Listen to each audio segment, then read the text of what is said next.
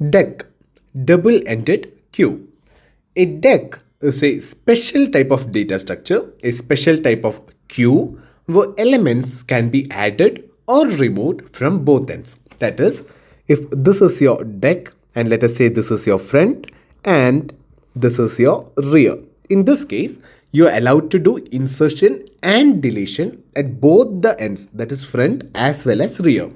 So you can somewhat see this as a mix of stacks and queues. How is it a mix of stack and queue? Because in a stack, what do you do? If you are inserting from the front, you have to remove from front itself.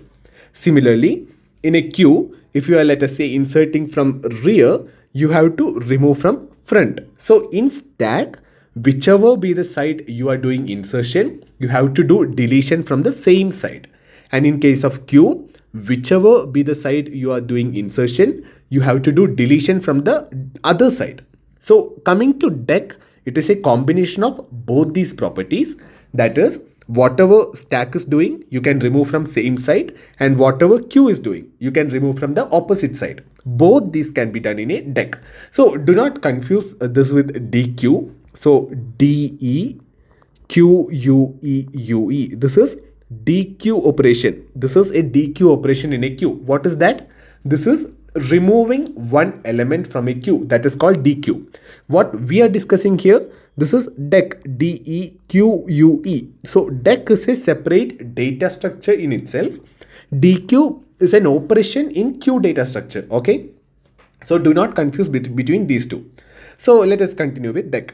So the main attraction of deque is that all the operations, be it insertion, be it deletion, whatever, all the primary operation can be done in order of one time and order of one space. So this is the biggest attraction in a deque. Coming to deque, you can do insertion and deletion at both ends as per your wish, and you can do everything in order of one time. So let us see how deque is implemented. How can you do all these operations in order of one time? Okay. So coming to deque, one thing I have to clarify is that we are not going to the very basics of how it is implemented. Instead, we are going to use whatever we learned in the previous lectures. That is, we learned about stacks, queues, circular queues, and so on.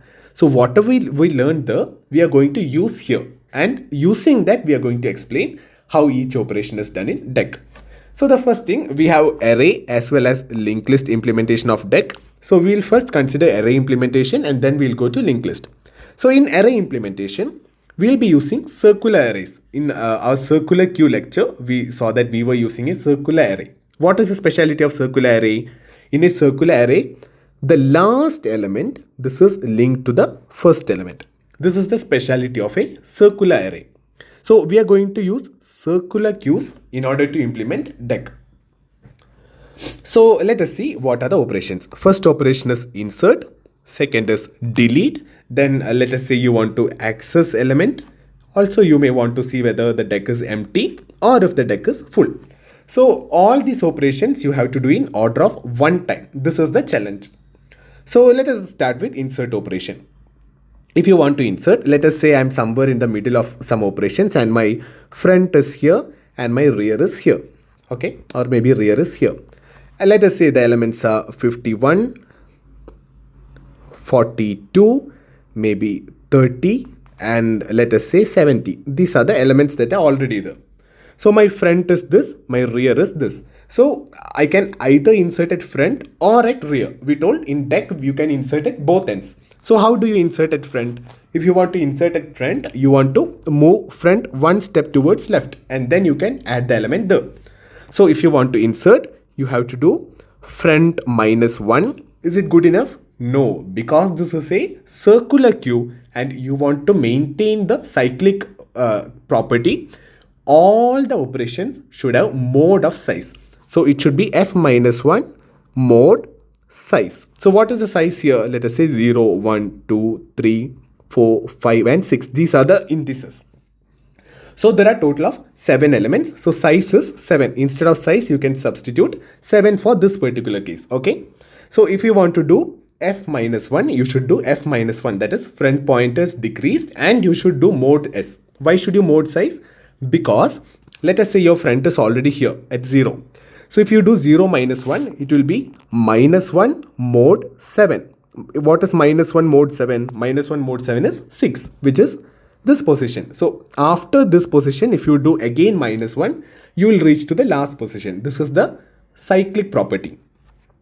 Same way, if you want to do it rear, what will you do? That is, if you want to insert at front, you will do front minus 1. Front will be this. Then you can insert. Let us say I want to insert 10. So I'll insert 10 here. Same way, how do I do with rear? I have to do rear plus 1 and then mod s, right? So I'll do mod size. So what is my rear presently? It is 5. So if I do rear plus 1, rear will come to 6. And now I can insert. What will I insert? Let us say I want to insert some element 44. See, if I want to insert one more element, what happens? If I do rear plus 1, that will be 7. What is 7 mod 7? 7 mod 7 is 0. So my rear will reach here if I do rear plus 1. So if I want to insert again, I can insert here. So this is the logic, okay? So I am reverting back these changes. This is my front, this is my rear, okay? So you understood how you can insert. And what is the time taken for this? It's a constant operation because you are either doing manipulating front pointer or the rear pointer. So it's a constant operation, takes order of 1 time and order of 1 space. What about deletion? If I want to delete, I just have to do opposite of both these operations. That is, this is for insert. If I want to delete, what is the opposite of these operations? Instead of f minus 1, I should do f plus 1 mod s for deletion. And instead of r plus 1, I should do r minus 1, right? If I do f plus 1, what will happen? Front will come to here, which means at front, I did the deletion. 51 is now not a part of the list because front pointer is at 42. So list is starting from 42, it is going till 70. Same thing, if I want to delete at rear, I'll do rear minus 1 mod 7. So r will come here. So 70 is now no more part of the list. So this is how I do deletion. So again, deletion is also order of 1 time, order of 1 space. What about access element? I simply have to check front pointer to access front element and rear pointer to access rear element. Again, both are in order of 1 space, order of 1 time. How do I check if it is empty? If I want to see it is empty, the condition is this. You remember that in circular queue lecture, we explained that whenever your queue becomes empty, you should make your front pointer minus 1, also your rear pointer minus 1. See, I'm using the word pointer, but here pointer is just an index. You're keeping track of the index. So f is minus 1, r is minus 1 means the queue is empty. So whenever it becomes empty, you have to make it minus 1. Minus 1 will tell you that it is empty. How do you see if it is full? If it is full, r plus 1 mod size.